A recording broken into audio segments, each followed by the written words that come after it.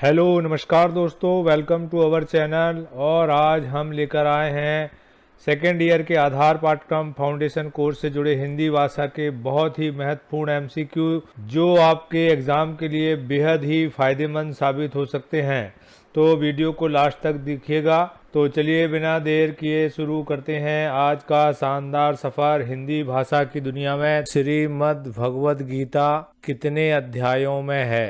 तो श्रीमद् भगवद गीता जो है 18 अध्यायों में है। श्रीमद् भगवद गीता का अर्थ क्या है? श्रीमद् भगवद गीता का अर्थ है प्रभु का गीत। यहाँ पर लिखा है मन का गीत, तन का गीत, लेकिन इसका आंसर है प्रभु का गीत। अगले में चलते हैं। कृष्ण ने अर्जुन को गीता का उपदेश कहाँ दिया? तो यह उपदेश उन्होंने कुरुक्षेत्र में दिया हुआ है। किस महापुरुष ने कहा था कि जब मैं किसी विषय पर विचार करने में असमर्थ हो जाता हूँ तो गीता ही मुझे प्रेरणा देती है? ये कहा था बाल गंगाधर तिलक ने। नेक्स्ट क्वेश्चन है श्रीमद् भगवद गीता के में वक्ता कौन है? तो इस क्वेश्चन का आंसर जो है आप मुझे कमेंट करके बताइएगा। राम है, कृष्ण है, शंकर है या अर्जुन है? सूर्यकांत त्रिपाठी निराला का जन्म किस जिले में हुआ? सूर्यकांत त्रिपाठी निराला जी का जन्म किस जिले में हुआ? मेदिनीपुर जिले में इनका जन्म हुआ। नेक्स्ट क्वेश्चन है हमारा मुक्त छंद का संबंध किस कवि से है? मुक्त छंद का संबंध निराला जी से है। नेक्स्ट क्वेश्चन है निराला जी का प्रथम काव्य संग्रह है? परिमल है, अनामिका है, अर्चना है, गीतिका है? तो इसका आंसर है परिमल। परिमल उनका पहला ग्रंथ है। गुरु गोविंद सिंह किस पंथ के गुरु थे? सिख पंथ के गुरु थे। नेक्स्ट है निराला रचनावली कितने भागों में है? निराला रचनावली 8 भागों में है। अमरकांत का जन्म किस गांव में हुआ? तो अमरकांत का जन्म जो है सहसन में हुआ था। सिद्धेश्वरी किस कहानी की प्रमुख पात्र है? सिद्धेश्वरी किस कहानी की प्रमुख पात्र है?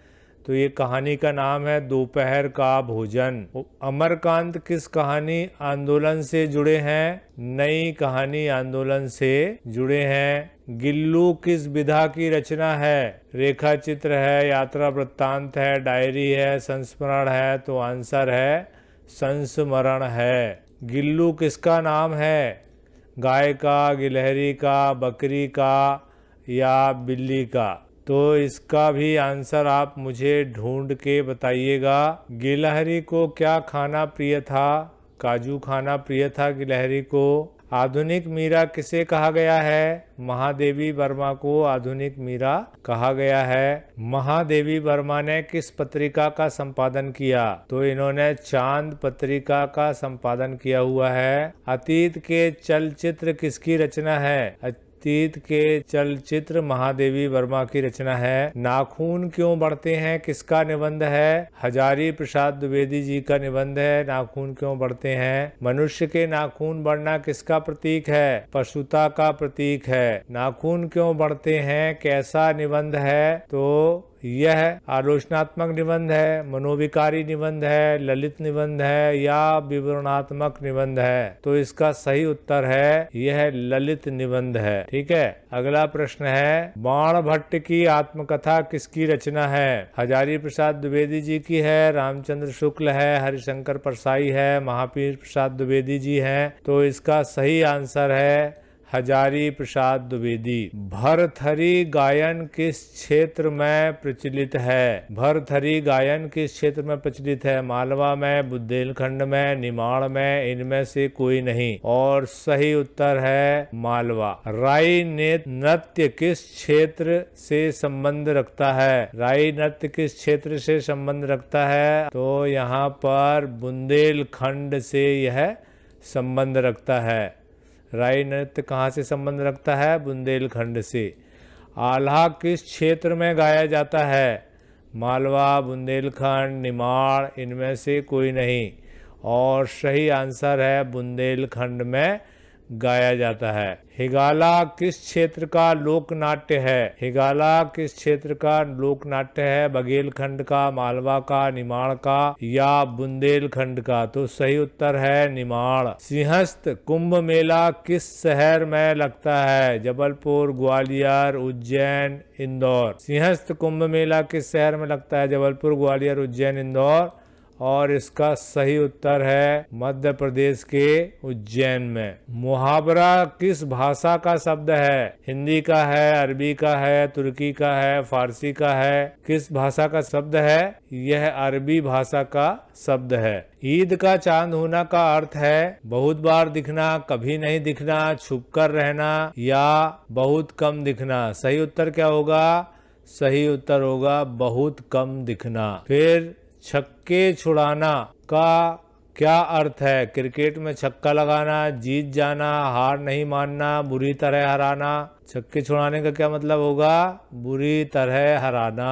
दोनों हाथ में लड्डू होने का क्या अर्थ है? बताइए। हानि होना, लाभ ना होना, कम लाभ होना, दोनों ओर लाभ होना। तो दोनों हाथ में लड्डू का मतलब होगा दोनों ओर लाभ होना।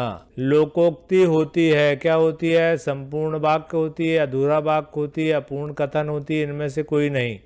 तो यह जो है संपूर्ण वाक्य होती है। यथाशक्ति में कौन सा समास है? यथाशक्ति में कौन सा समास है? द्विगु है, अव्ययी भाव है, द्वंद्व समास है, तत्पुरुष है। अव्ययी भाव समास है यथाशक्ति में। चौराहा में कौन सा समास है? चौराहा में कौन सा समास है? द्विगु समास है, कर्मधारय है, बहुब्रीहि समास है, इनमें से कोई नहीं है। तो इसका आंसर है द्विगु समास है। पाप पुण्य में कौन सा समास है? पाप पुण्य में कौन सा समास है? तत्पुरुष, अव्ययी भाव, द्वंद्व, द्विगु। तो यहाँ पर सही आंसर है द्वंद्व समास है। नेक्स्ट क्वेश्चन में जाते हैं। माखन चोर में कौन सा समास है? द्विगु, अव्ययी भाव, द्वंद्व, तत्पुरुष। तो सही उत्तर होगा तत्पुरुष समास है। किस समास में अंतिम पद प्रधान होता है? किस समास में अंतिम पद प्रधान होता है? तत्पुरुष में, कर्मधारय में, अव्ययी भाव में, द्विगु समास में, किस में होता है? और सही आंसर है तत्पुरुष समास में अंतिम पद प्रधान होता है। द्वंद्व समास में कौन सा पद प्रधान होता है? पूर्व, उत्तर, उभय, अन्य। आंसर होगा उभय पद। सिनेमा किसके अंतर्गत आता है? निर्माण उद्योग के, सेना उद्योग के, प्राथमिक उद्योग के, जननिक उद्योग के। तो ये जननिक उद्योग में आता है। संस्कृति पर्यावरण का मानव निर्मित भाग है, किसका कथन है? टाइलर का, बीर स्ट्रीट का, बोगाइस का, हर्ष कोविड्स का। तो किसका कथन होगा? ये कथन है टाइलर का। नेक्स्ट है सभ्यता संस्कृति का अधिक जटिल तथा विकसित रूप है, किसका कथन है? सभ्यता संस्कृति का अधिक जटिल तथा विकसित रूप है, किसका कथन है? नितिन व गिलिन का, ग्रीन का, कांट का, मैकाइवर का। तो ये गिलिन व गिलिन का कथन है। शिक्षा है, शिक्षा क्या है भाई? यहाँ पर तो ये सारी चीजें आ रही है। विकासात्मक प्रक्रिया है, जीवन भर चलने वाली प्रक्रिया है, सतत प्रक्रिया है। तो इसका आंसर क्या हो जाएगा? उपर्युक्त तीनों। शिक्षा है, विकासात्मक प्रक्रिया है, जीवन भर चलने वाली प्रक्रिया है, सतत प्रक्रिया है, उपर्युक्त तीनों। तो इसका आंसर हो जाएगा उपर्युक्त तीनों।